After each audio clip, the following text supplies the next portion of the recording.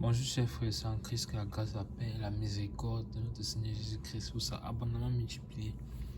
Shalom et bienvenue dans cette nouvelle vidéo de 7 minutes de pain quotidien du 21 novembre 2025. Nous poursuivons notre lecture dans le livre de Actes des Apôtres, chapitre 9, et nous allons lire aujourd'hui le verset 14. Donc ce verset 14 va continuer à nous délivrer le contenu de la conversation que Ananias a eue avec le Seigneur dans une vision, alors que le Seigneur lui est apparu, lui demandant d'aller dans la rue qu'on appelle à droite et de chercher un homme appelé Saul. Et donc Ananias, bien qu'il est dans une vision avec le Seigneur, sait qui est Saul et sait le reconnaître et sait que ce Saul-là a persécuté l'église du Seigneur. Et donc, il a le renseignement sur lui et fait part de ses craintes au Seigneur. En effet, Saul avait reçu les lettres du souverain sacrificateur pour venir à Damas et prendre tous les bien-aimés, hommes comme femmes liés, et les amener à Jérusalem afin que ceux-ci soient jugés, tout simplement parce qu'ils étaient chrétiens. Donc, le Seigneur, ayant apparu à Saul, a donc changé sa mission, la mission qu'il avait à Damas, et il s'est retrouvé donc là, aveugle pendant 3 jours. Il n'a pas mangé, il n'a pas bu d'eau, et il a eu lui aussi des visions, et il a vu justement un homme nommé Ananias entrer et lui imposer les mains afin qu'il recouvre la vue. Donc pendant qu'il est en train d'entendre cela, alors le Seigneur de son côté est en train de préparer effectivement Ananias. Ananias donc a dit cela au Seigneur, et donc ce verset 14 va donner le contenu de la deuxième chose que Ananias va dire au Seigneur. Et Ananias précise dans le verset 14: et il a ici des pouvoirs de la part des principaux sacrificateurs pour livrer tous ceux qui invoquent ton nom. Amen, amen, amen. Donc Ananias a le renseignement, mais comment on peut se poser cette question? Comment l'a-t-il su?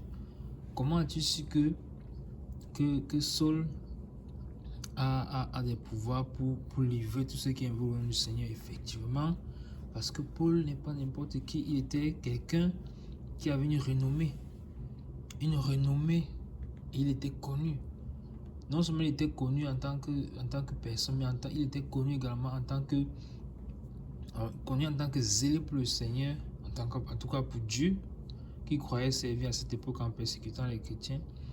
Mais il était également connu justement par quelqu'un qui était versé dans la persécution des bien-aimés. Donc, les petits renseignements entre les frères et sœurs, ça a marché. On a su qu'il venait pour saisir les frères et sœurs. Et donc, Ananias fait bien exposer ses craintes au Seigneur. Et c'est ce que nous avons vu dans la vidéo précédente, que nous devons également apprendre à exposer au Seigneur nos peurs, nos craintes, à lui dire, puisqu'il est notre Père. Mais lorsque nous le faisons, seulement, nous devons donc les abandonner complètement pour que nous soyons légers, car c'est lui qui prend nos fardeaux, pour que nous soyons légers et que nous puissions marcher sur la voie qu'il a tracée pour nous.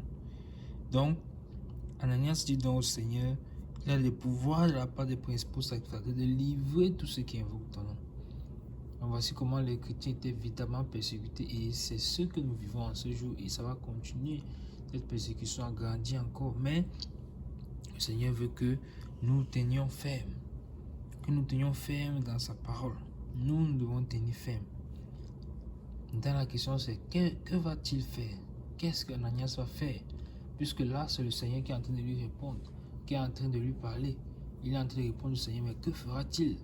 Que fera-t-il? Va-t-il obéir au Seigneur, ou bien va-t-il laisser la peur, ses peurs, gagner sa raison, surmonter l'esprit? Non. Oui.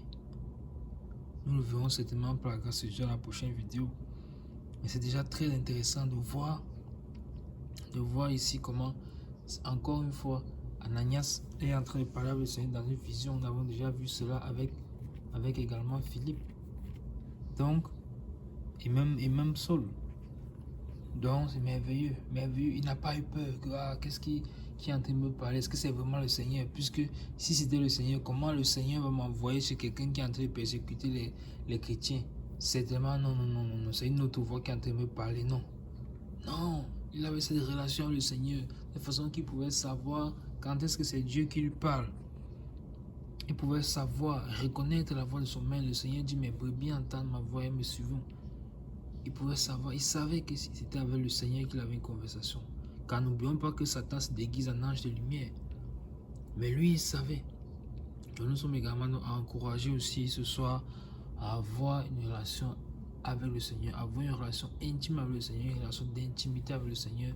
Ne sommes-nous pas son épouse, ne sommes-nous pas son église, il est notre époux, alors nous devons avoir une relation intime avec lui.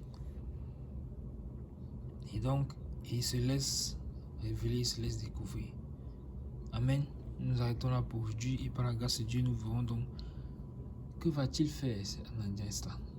La grâce, la paix et la miséricorde de notre Seigneur Jésus-Christ vous soient abondamment multipliées. Shalom.